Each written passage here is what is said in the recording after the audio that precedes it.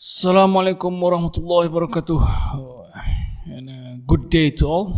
Today I will be sharing on electrical contactors for low voltage.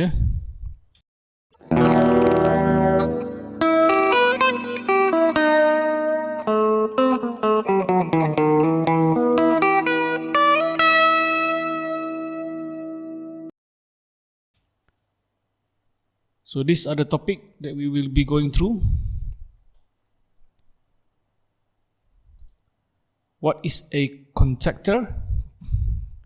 The contactor nameplate rating, voltage sag immunity with regard to your contactor selection, and the utilization category that you will normally see on the rating of the contactor, and the making and breaking capacity of your contactor, and the selection. How do you select your contactor? So what are the criteria that you will have to choose your contactor?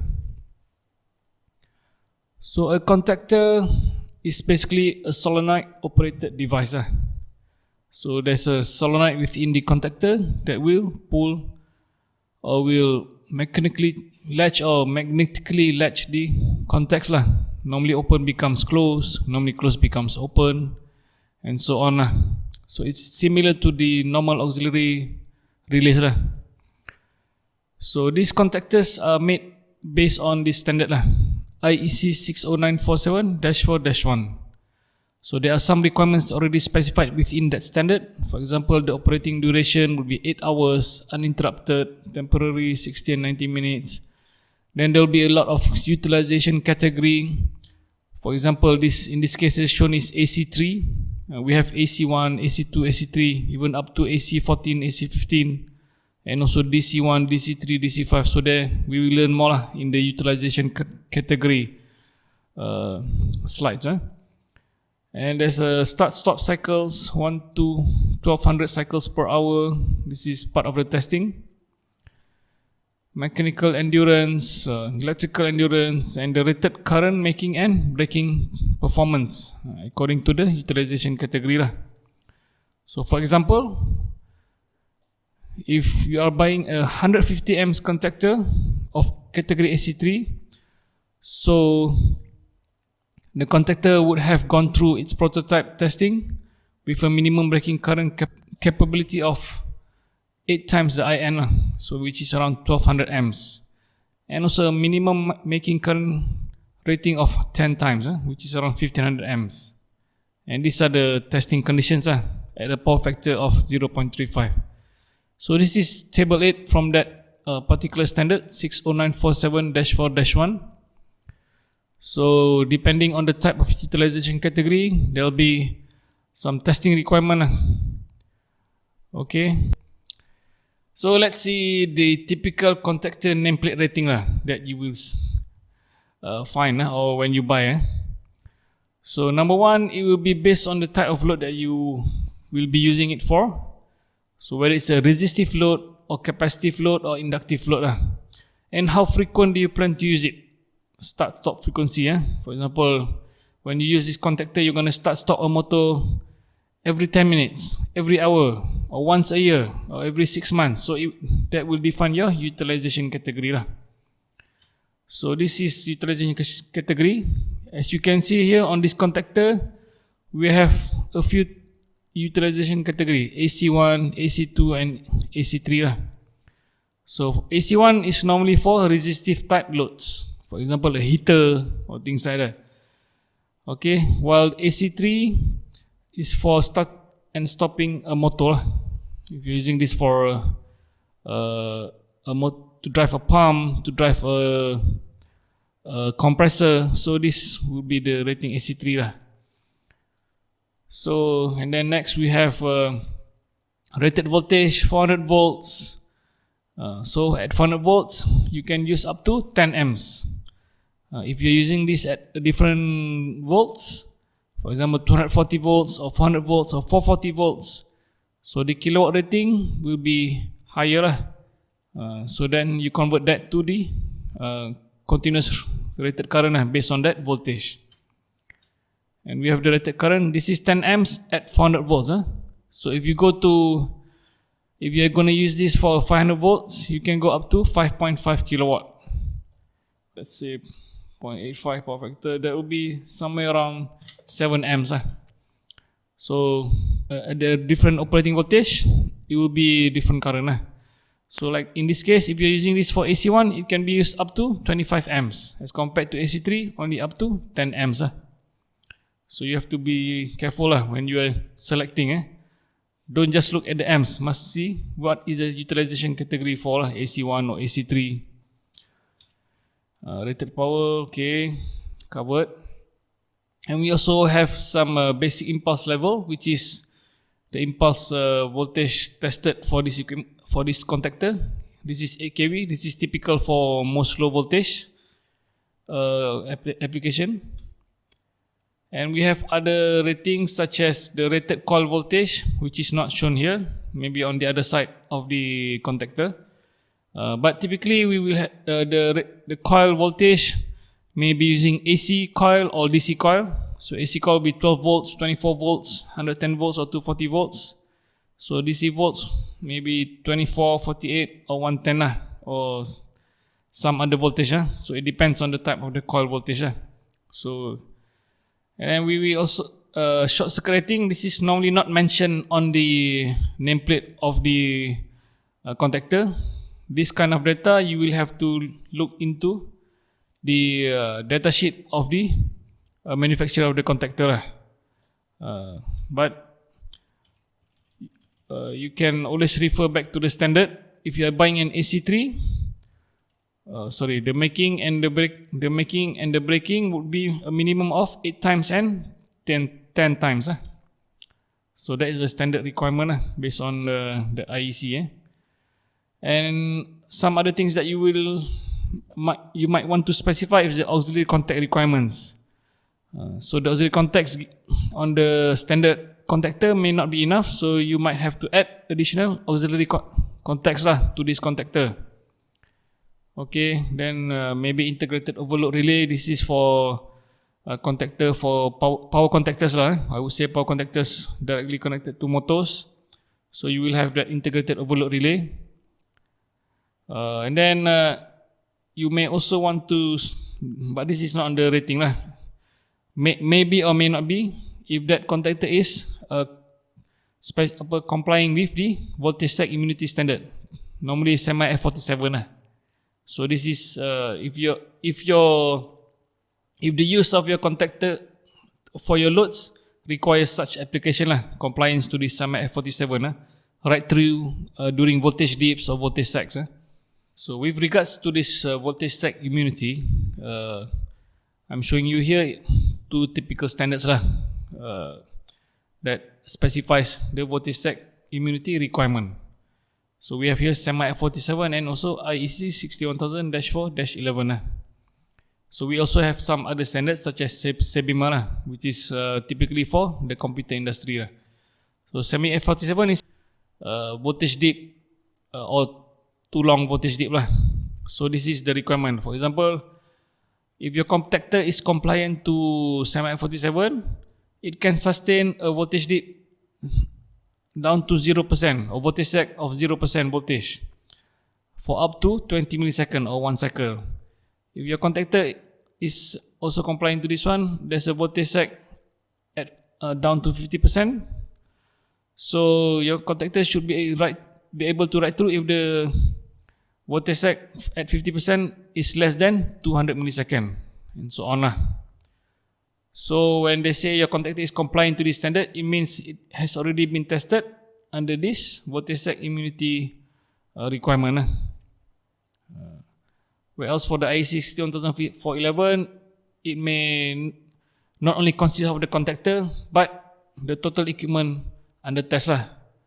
It may be it will include your main contactor, your auxiliary relays, your protection relays.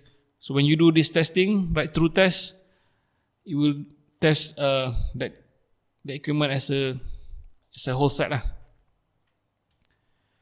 So in the industry, there's a lot of brands that already have contactors that are compliant to this semi F47. For example, like Schneider. These are the ones that they claim semi F47 compliant. telemechanic or contactors lah under Schneider. Same goes for Siemens 3RT106. So when you specify for the SMI-47, each of these contactors has already been, the prototype of this contactor has already been tested to this requirement lah. Okay. While for ABB, there is the contactor would be the Z contactors lah. I think you will find ABB the AF contactors or the A contactors. So if you are looking for semi-47 compliant contactors on ABB, make sure it will be something like AF9Z. So that there is a Z tagging at the end of that the model of that contactor lah. So we just mentioned Z contactors to ABB, that would be the semi-47 compliant contactor. Okay, these are some other types of some other brands of the contactors. So this is Heartland contactors. So as you can see here, the coil is 24 volt AC, means to control this main contactor, you will need an external power source of 24 volt AC to control the switching on and off of this contactor.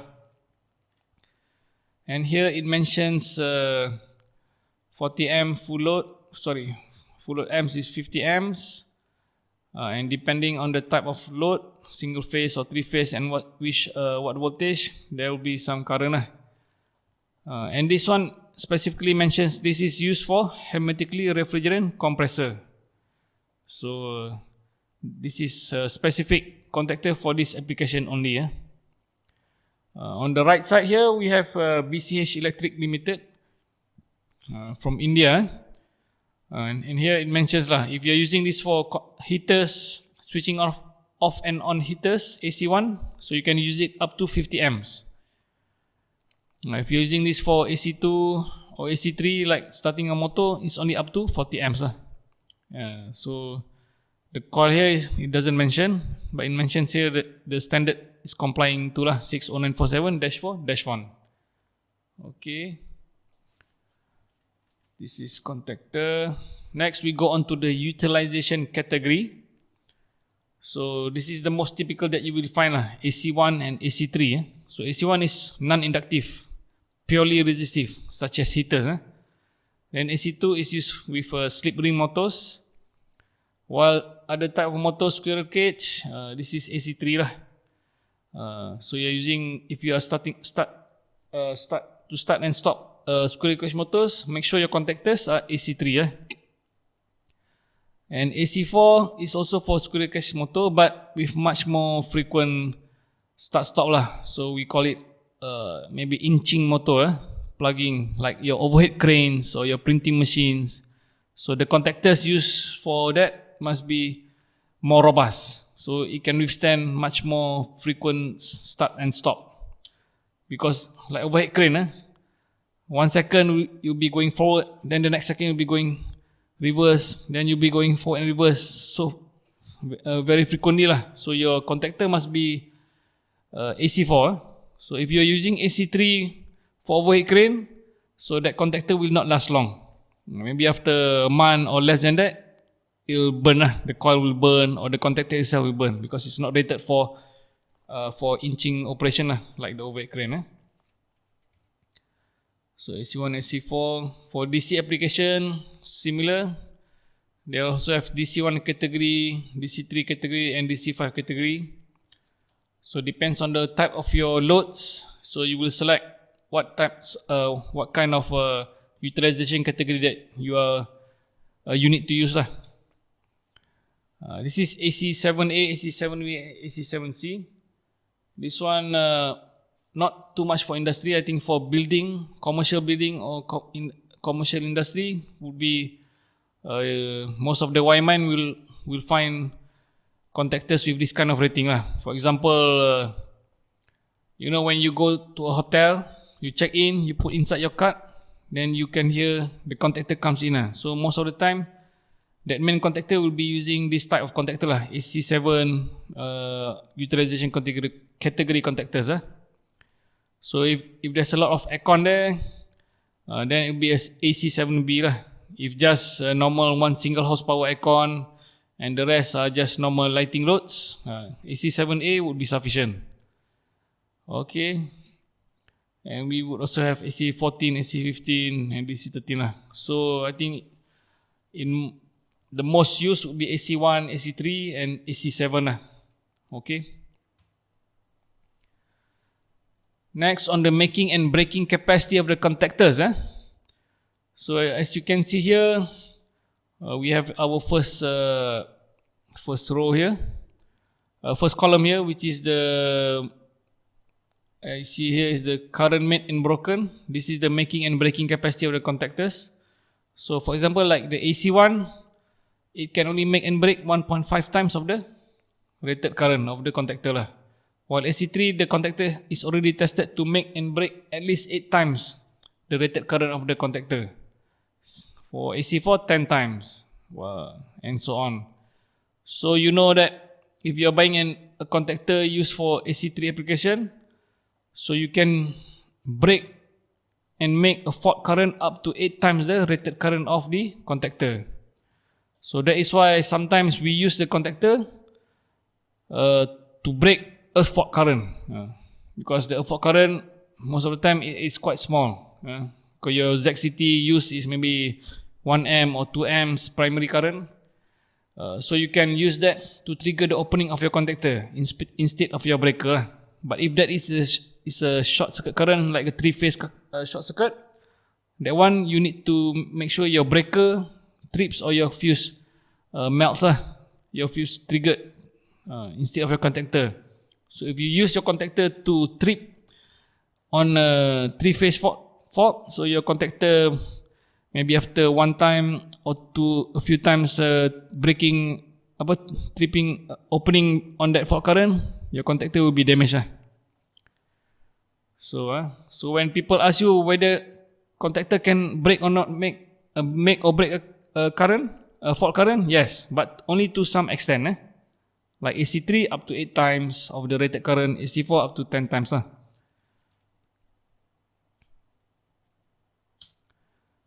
So how do we select our contactor?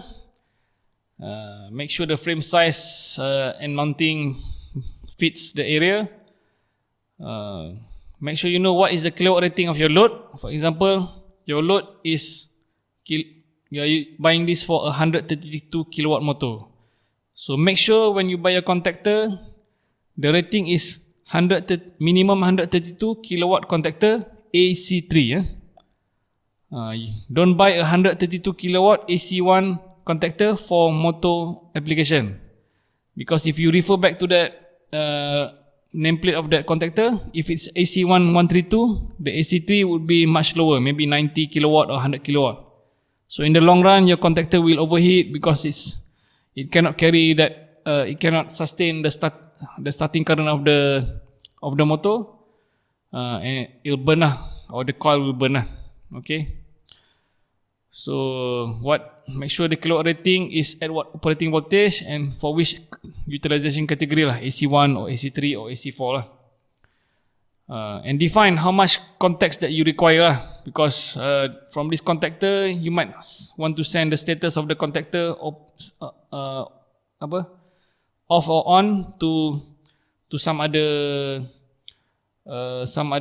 location. For example, you are sending the run status to your DCS or your run status to latch your contactor, and then specify also your auxiliary voltage, whether you are using your normal supply 240 volt AC or you are going to use the DC supply from your DC charger 110 DC or 24 volt DC and what is the application of the motor? Motor mainly is for AC3 or AC4 if this is for overhead crane or inching motor, there's a frequent start stop, make sure it's AC4. If you start stop your motor once every hour or twice every hour, AC3 would be sufficient. And finally, if you have special requirement for your loads, whether it needs to ride through immunity capability, so make sure your contactors must be specified to be compliant with the SEMA F47 or IEC 61000 standard for right through immunity. So if you think this material is good, please share this material to your electrical friends, and do subscribe to my YouTube channel, Crux of EE, and then my Facebook page. Please like my Facebook page, facebook.com/Crux of EE. And if you have any other questions, please throw them in the comments below, or you can email me directly at cruxofee@gmail.com. Thank you.